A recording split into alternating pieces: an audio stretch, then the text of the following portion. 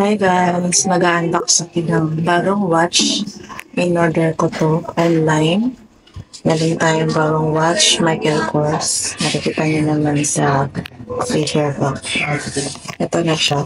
Excited na akong makita. Christmas trip ko to and Valentine's ko pa sa sarili ko. Ngayon lang ako nakabili.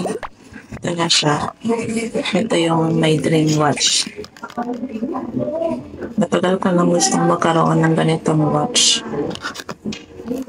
Kaya masaya ako na nagkaroon na ako. Yay! Ito na siya. Wow! Ito na siya. Ito na natin. Nakabox pa.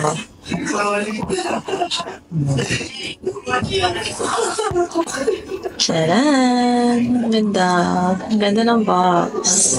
Nakikita niyo naman guys. Original to. Ganyan ang box ng original. Ano siya? Yung material niya, wood. Narinig niyo. Buksan na natin. Wow! Ay!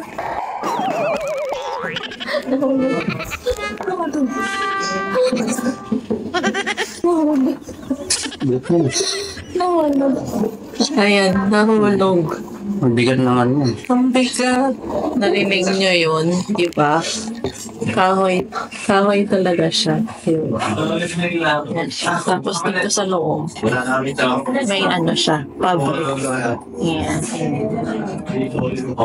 Ito yung loob. Ito yung laman. May kasamang manual. Ito yung manual niya. Ayan, manual. Ito yung manual niya. Then, ito na yung watch. Ang ganda. Wow! Ang ganda ng watch. Yay! Ang saya-saya ko. Nagkaroon na ako ng ganitong watch. Ano siya? Yung Lexington. Two-tone Lexington. MK5955 Lexington. Ano siya? Gold and silver. Ganda. Ayan siya. Ayan siya. Ang ganda. Hey! Sa wakas, nagkaroon na rin ako ng ganitong watch. Nakita niyo? Closer. Ayan ang kanyang closer. Look. Ayan ang details niya. Ang ganda. Grabe. Ang saya-saya ko. Ngayon, hawak ko na siya. Yung pinapangarap kong watch, meron na ako. Shout out dun sa seller nito. Ang bait mo seller. Saka, mura lang sa kanila. Ang mahal ng original nito. Ang mahal nito sa mall kung bibili kayo. Nasa 15K to 18K. Pero dun sa seller na binilhan ko, mura lang. Pero 100% na original. Ayan siya. Ano siya yan? Nagustuhan ko dito. Nagustuhan ko kasi yung style niya. Yung design niya. Parang Rolex. Ganyan yung design niya. Ganda. Ganda ng tutong. Tapos ito yung likod. May nakalagay dito yung brand niya sa strap. Tapos sa likod ng base yan. Sa likod may nakalagay na stainless steel. Stainless steel. Ayan ang base niya. Chronograph. Sukat na natin. Kaya lang hindi ko pa ito napa-adjust.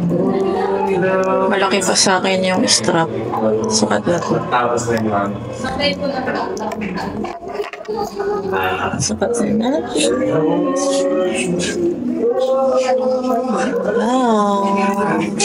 Kaya lang malaki pa sa akin yung strap eh.